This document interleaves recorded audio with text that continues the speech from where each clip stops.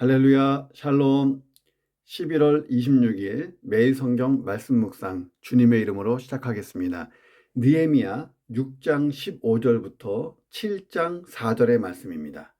성벽 역사가 52일 만인 엘루럴 25일에 끝남에 우리의 모든 대적과 주위에 있는 이방 족속들이 이를 듣고 다 두려워하여 크게 낙담하였으니 그들이 우리 하나님께서 이 역사를 이루신 것을 알미니라.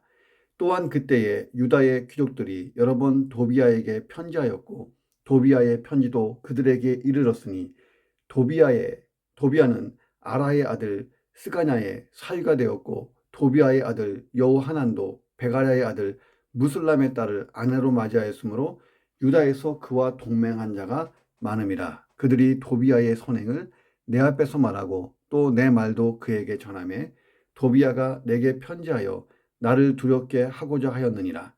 성벽이 건축됨에 문짝을 달고 문지기와 노래하는 자들과 레위 사람들을 세운 후에 내 아우 하나니와 영문의 관원 하나냐가 함께 예루살렘을 다스리게 하였는데 하나냐는 충성스러운 사람이요 하나님을 경외함이 무리 중에서 뛰어난 자라.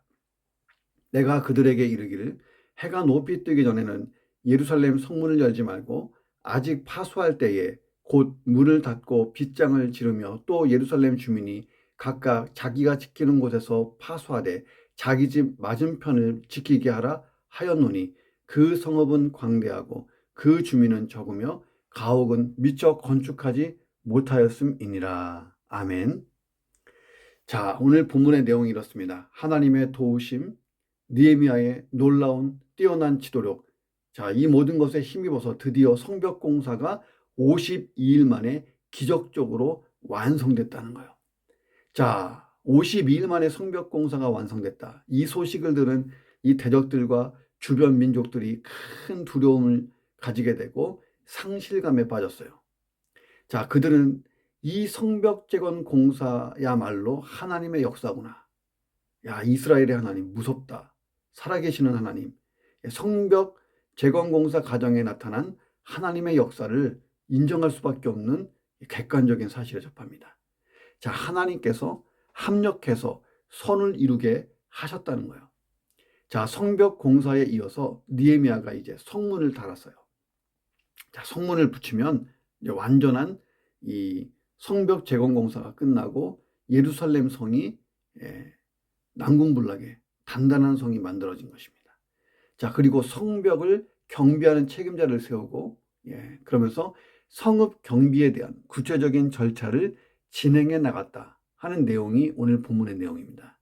자, 이 본문을 묵상합니다. 첫 번째, 하나님의 역사는 성도의 믿음과 함께 일어난다는 거예요. 하나님의 역사 플러스 성도의 믿음. 자, 15절 보세요. 예루살렘 중건공사가 마침내 완료되었다라고 보도하고 있습니다. 착공 52일 만에 완료됐어요. 성중건 공사가 아무것도 없는 상황에서 이루어진 것은 아니고 성의 훼손된 부분을 보수하는 형식으로 이루어졌다고 해도 52일 만에 그 긴 예루살렘 성벽을 다시 재건해서 완성한다. 이것은 기적에 가까운 일이고 대적자들도 깜짝 놀라고 두려워하고 상실감에 빠질 정도의 역사였다는 거예요. 자, 성의 어떤 지역은 완전히 파괴돼서 성벽을 처음부터 다시 쌓는 듯 하게 지어야 하는 곳도 있었다는 거예요. 그리고 대적들이 집요하게 방해하고 있었잖아요. 어떨 때는 이 대적자들이 군사적인 위협을 가하려고 위협을 주고, 자, 그래서 일시 공사를 중단하기도 하면서 그들을 대적하기 위해 군사적인 방비도 해야 했고, 자, 나중에는 대적들의 기습을 대비해서 병기를 들고 공사에 임했죠. 한 손에는 무기를 들고 한 손에는 도구를 들고. 그만큼 이 공사가 난공사, 대외적으로 어려운 공사였다는 거예요. 그럼에도 불구하고 52일이라는 단기간에 성의 중건이 완료된 것은 하나님의 도움 없이는 절대 불가능한 사건 중에 사건이었다는 거예요. 자, 공사를 시작할 때만 해도 대적자들이 우습게 봤잖아요. 너희 이스라엘의 힘으로 이 공사를 완료할 수 있냐? 못한다. 비웃었잖아요. 이 일은 진짜 이스라엘이 감당하기에는 벅찬 일이었어요. 도비아가 야, 비록 성이 중건된다 해도 여우가 올라가도 꼭 무너질 정도가 되는 빈약한 성을 만들 거야. 뭐 하려고 하냐 이렇게 비웃었죠. 조롱하고. 자, 그런데 이 성벽이 완벽하게 완성됐다는 거예요. 심지어 대적자들도 이 역사가 하나님이 하셨구나 라고 고백할 정도였어요. 자, 그들은 다 두려워하여 크게 낙담합니다. 더 이상 자신들이 이스라엘을 대적한다는 것이 불가능하다는 것을 알고 낙심하게 된 거예요. 자, 하나님의 뜻이라는 것은요, 반드시 성취됩니다. 그런데 하나님이 이 하나님을 의지하는 하나님의 사람들의 믿음을 통해서 역사하신다는 거예요. 느헤미야와 이스라엘 자손에게 믿음이 없었다면 이 예루살렘 성벽 중건 공사는 대적들의 방해에 직면했을 때 그때 중단됐을 거예요. 자, 하나님은 항상 믿음의 사람들을 통해서 한 걸음 나가게 하시고 믿음의 사람들을 통하여 또 한 걸음 나가게 하시고 두 걸음 나가게 하시고 결국 하나님의 일을 이루시는 역사하시는 일을 하십니다. 성도가 믿음으로 담대히 행할 때에 마귀를 포함한 모든 대적들이 두려워한다는 거예요. 하나님을 절대적으로 믿는 믿음, 이것보다 강한 것은 세상에 없는 것입니다. 자, 그래서 시편 기자가 시편 27편 1절 2절에서 이렇게 고백하잖아요. 여호와는 나의 빛이시요 나의 구원이시니 내가 누구를 두려워하리요. 여호와는 내 생명의 능력이시니 내가 누구를 무서워하리요. 악인들이 내 살을 먹으려고 내게로 왔으나 나의 대적들 나의 원수들인 그들은 실족하여 넘어졌도다. 정말 느헤미야와 이스라엘 백성들이 할 수 있는 고백이 이 시편 기자의 고백이 아니겠습니까? 믿음의 고백이에요. 자, 오늘 내 삶이 그랬으면 좋겠어요. 하나님의 뜻이 이루어지는 통로, 그런 삶이 되기를 주님의 이름으로 축원합니다. 그렇다면 다른 건 몰라도 내 믿음을 온전히 다시 세워가기를 주의 이름으로 축원합니다. 그래야 하나님이 나를 쓰실 수 있는 거예요. 하나님은 믿음이 없는 사람을 쓰시지 않아요. 먼저 믿음을 갖게 하시고 그리고 일을 역사하시는 거예요. 왜 내 인생에는 하나님의 일이 한 번도 안 일어나는가? 사람들이 인정하고 대적자들도 놀랄 만한 하나님의 일이 역사가 일어나지 않는가? 그것은 믿음의 문제라는 거예요. 자, 하나님이 나를 쓰실 수 있도록 내 믿음을 키워보시기를, 하나님이 원하시는 수준만큼까지 내 믿음을 세워보시기를 주님의 이름으로 축원합니다. 두 번째, 세상과 친구가 되고 벗이 되면 하나님과는 원수된다는 거예요. 자, 여기서 이 세상이라는 것은 그냥 보이는 세상이 아니고 악이 지배하는 세상, 사탄의 영향권 아래 놓여 있는 세상, 죄가 가득한 세상, 하나님을 대적하고 교회를 대적하고 성도를 대적하는 악한 세상을 뜻해요. 근데 그런 세상과 타협하고 친구되고 섞이면 하나님과는 반드시 원수가 된다는 거예요. 자, 느헤미야가 예루살렘 성벽을 재건하는데 진짜 많은 어려움이 있었죠. 그 중에서도 진짜 어려움이 뭐냐면 내부에 적이 있는 거예요. 내부에 적이 있을 때 이것만큼 힘든 것도 없어요. 가장 힘들었을 거예요. 자, 17절은 그 정황을 이렇게 설명해요. 그때에 유다의 귀족들이 여러 번 도비아에게 편지해요. 도비아가 누굽니까? 도비아의 상관이 산발랏이고 산발랏은 사마리아의 총독이잖아요. 적극적으로 이 성벽 재건 공사를 반대하고 집요하게 느헤미야를 제거하려고 하고, 그리고 집요하게 이 악소문을 퍼뜨리고 군사적으로 막 위협하고 심리전을 펼치고, 그 산발랏 밑에 있던 도비아, 유다 귀족들이 도비아에게 편지했다는 것은 이것은 성경이 이렇게 기록했지만 내통하고 있었다는 거예요. 내통. 자, 도비아의 편지도 그들에게 이르렀어요. 자, 이스라엘 공동체를 이끄는 지도자들 중에 대적이었던 도비아와 내통하는 사람들이 있었다는 거예요. 자, 이런 내통을 통해서 도비아가 느헤미야의 계획을 훤히 들여다보고 그리고 대적했을 거예요. 자, 이 일은요, 느헤미야도 감당하기 어려운 일이었을 것입니다.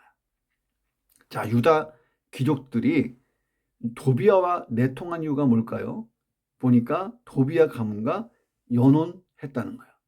자, 보세요. 도비아는 아라의 아들 스가냐의 사위고, 도비아의 아들 여호하나는 베가랴의 아들 무슬람의 딸을 아내로 맞이했고, 그러니까 무슬람의 사위가 도비아의 아들이죠. 자, 혼인관계로 연결돼서 유다에서 도비아와 동맹한 귀족들이 있었다는 거예요. 그것도 많았다.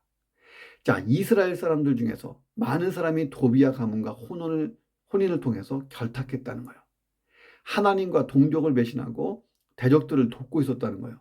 결국 이들의 배신으로 느헤미야와 이스라엘 백성들에게는 적지 않은 어려움이 있었을 것입니다. 대적자들과 대치하는 상황에서 내부에 배신자가 있어 대적에게 이 아군의 정보를 제공해주고 있다. 이것은 아군에게 심각한 위기를 맞을 수 있는 위험한 일이잖아요. 전시에 이런 일이 있으면 바로 탁 사형 아니에요, 사형. 그런 와중에 성벽이 52일 만에 재건됐다. 내부에 그런 적이 있는데도 이건 하나님의 역사로밖에 설명할 방법이 없다. 오직 하나님의 은혜요 역사다. 이 내부의 적들은요, 밖의 적들과 친구가 됐어요. 그들은 이제 하나님과 하나님의 백성과는 원수가 된 거예요. 이들이 예루살렘 성이 중건된 뒤에 느헤미야에 의해서 어떻게 처리되었는지는 나오지 않아요. 그러나 어찌되었든 느헤미야는 심판을 하나님께 맡기잖아요. 하나님의 이 심판을 절대 면하지 못했을 거라는 거예요. 자, 우리가 표리부동한 신앙을 경계해야 돼요. 도비아 가문과 혼인관계를 맺은 자 중에 베가랴의 아들 무슬람이 나오죠. 이 무슬람이 뭐 하는 사람이에요? 도비아의 아들 여호야난을 사위로 맞은 사람이에요. 여호야난. 자, 무슬람이 직업이 뭐였냐면 제사장이었어요. 제사장. 자, 또한 그는 예루살렘 성벽을 두 부분이나 중수했던 자예요. 자, 그러니까 유다 사람들이 보면 무슬람은 겉으로만 보면 매우 모범적인 신앙을 가졌다고 할 수 있죠. 유다를 위해서 예루살렘 성벽 두 부분을 중수하고. 예. 자, 그런데 실질적으로 보면 그의 신앙이 거짓된 거예요. 자, 적어도 제사장이면 그러면 안 되죠. 제사장이 하나님께서 금하신 이방인과 혼인관계를 맺어요. 물론 이스라엘의 대적과 동맹도 맺어요. 또 그들을 도와요. 그런데 유다인들을 위하는 것처럼 행동해요. 겉과 속이 다른 표리부동한 자가 무슬람이었습니다. 결국 그는 실체가 드러나게 됐고, 자, 성경에 기록되는 불명예스러운 이름으로 기록을 남깁니다. 자, 도비아는 예루살렘 사정을 훤히 알았어요. 그렇지만 더 중요한 것은 하나님이 도비아의 마음, 속마음 계략까지 다 아시고 패하셨습니다. 느헤미야와 유다 백성들을 위해서. 자, 하나님은요, 사람의 중심을 보시는 분입니다. 사람의 거짓됨이 하나님 앞에서는 낱낱이 드러나는 거예요.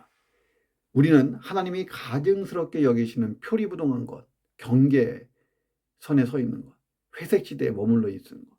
예수님이 유대 종교 지도자들에게, 바리새인들에게 엄하게 막 책망하고 저주하신 이유가 뭡니까? 그들이 속다르고 겉다른 거예요. 표리부동. 그들의 경건은 순전히 겉모습뿐이었다는 거예요. 그들이 하나님을 진심으로 경외했다면 예수가 그리스도이심을 깨닫고 믿고 영접하고 거듭났을 거예요. 그런데 그 아들을 십자가에 못 박잖아요. 자, 그들의 경건은 제대로 된 경건이 아니죠. 오늘 나의 중심은요, 항상 하나님 편에 서 있기를 주님의 이름으로 축원합니다. 세 번째, 자, 하나님의 사람의 중요한 덕목. 하나님의 사람이라면 하나님을 향한 경외심, 충성심 둘 다 가지고 있다는 거예요. 경외심, 충성심. 2절에 보니까 느헤미야가 임명한 예루살렘 성 방비와 통치의 책임자들이 나와요. 이제 성은 다 완성됐고 그 성을 이제 지키고 방비하고 또 수리도 하고 유지보수하고 통치도 해야 되고, 예, 또 경계병도 세우고 군사적인 준비도 해야 되고, 자, 그런 책임자들을 막 세우는데 그 중에 한 사람이 하나니였어요. 느헤미야의 친동생입니다. 느헤미야가 족벌 체제를 세우고 있는 것이 아니에요. 그는 민족을 사랑하고 충성된 인물이었습니다. 이 하나니가 누굽니까? 느헤미야 1장 2절에 나와요. 예루살렘이 회파되고 있다는 소식을 느헤미야에게 전한 인물이 하나니예요. 자, 이 소식을 전하기 위해 하나니가 최소한 3개월이나 걸리는 먼 거리를 각종 위험을 무릅쓰고 달려갔다는 거예요. 하나니에게 민족에 대한 사랑, 충성심이 없었다면 이건 불가능한 일이었습니다. 또 한 사람은 하나냐였어요. 영문의 관원이었습니다. 영문의 관원이라는 것은 성체를 지키는 수장을 뜻하는데 하나냐가 굉장히 유능한 사람인 것을 암시합니다. 본문은 하나냐는 충성스러운 사람이고 하나님을 경외함이 무리 중에서 뛰어난 자였다라고 증거하고 있습니다. 자, 하나냐. 자, 이런 사람들, 하나님의 사람들이에요. 특징이 뭡니까? 하나님의 일을 할 때에 이런 사람들에게서는 경외심, 충성심이 나타난다는 거예요. 내가 하나님의 사람으로서 하나님의 일을 감당하려면 경외심과 충성심이 있어야 돼요.